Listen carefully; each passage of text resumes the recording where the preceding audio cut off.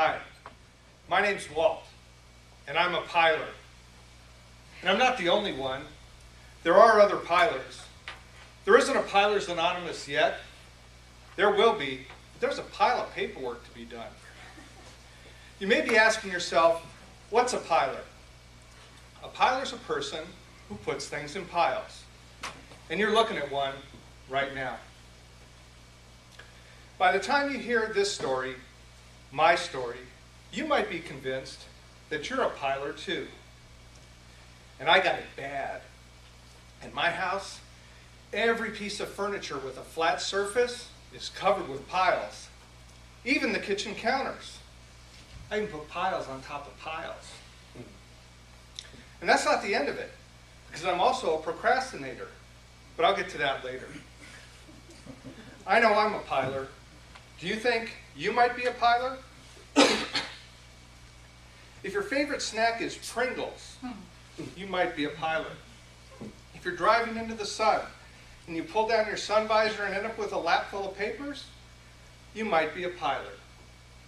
If you have a cord of wood in your garage and you don't have a fireplace, or if you have coupons for stores that are out of business, or if you have cookbooks and don't cook, you might be a piler.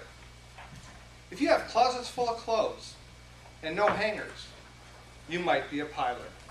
If you have 3 piles of clothes, dirty, not so dirty, and special occasions, you might be a piler. But if you're like me, and you never invite your friends or family over your house because you're ashamed of the piles, you're a piler.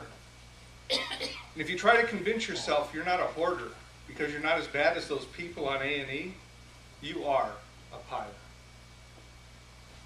We all have a little piler in us, and some of us have other compulsions. But I am a piler. And the clutter was so overwhelming, I had to change my behavior. Dr. Robert Maurer wrote a book, One Small Step Can Change Your Life. In that book, he explains a process to effectively change any behavior. You see, in most people, big change triggers a primal fear, and that fear shuts down the thinking part of your brain.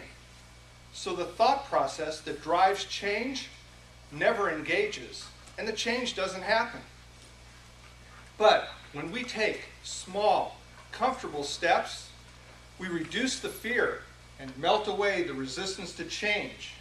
The thought process engages, and change begins. Dr. Maurer had a patient, Lisa. Lisa had health issues related to being out of shape and overweight. Lisa had tried big exercise programs and big diet programs and failed. Dr. Maurer suggested a small step.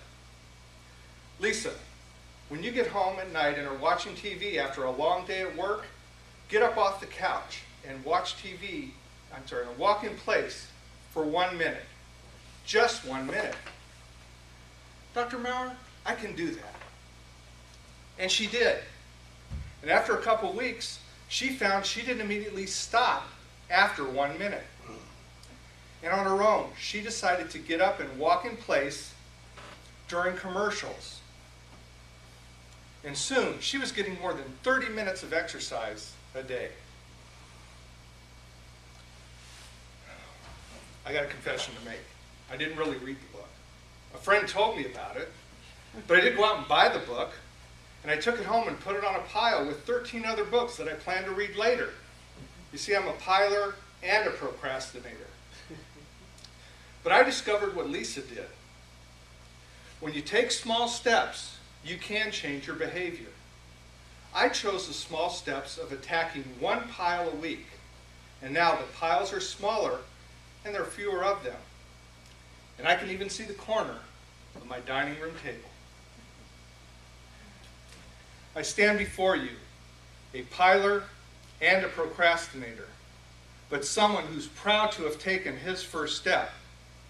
You may be a piler like me, or you may want to quit smoking, stop drinking, lose weight.